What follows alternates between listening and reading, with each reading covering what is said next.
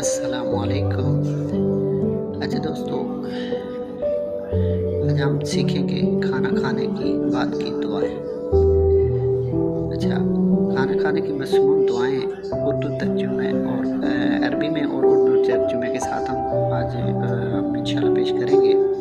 جیسا کہ کھانا کھانے کے بعد کی پہلی دعا ہے الحمدللہ الذی اطعمنی ھذا وارزقنی من غیر حول منی ولا قوت، اور دوسری دعا ہے الحمدللہ الذی اطعمنا وسقانا وجعلنا من المسلمین۔ جو آپ کو آسان لگے وہ آپ پڑھ سکتے ہیں۔ اچھا، ترجمہ ایسا ہے: تمام تعریفیں اللہ کے لیے ہیں جس نے ہمیں کھلایا پلایا اور ہمیں مسلمانوں میں شامل کیا۔ یہ دعائیں نبی کریم صلی اللہ علیہ وسلم کی سنت ہیں جن کو پڑھنے سے برکت حاصل ہوتی ہے۔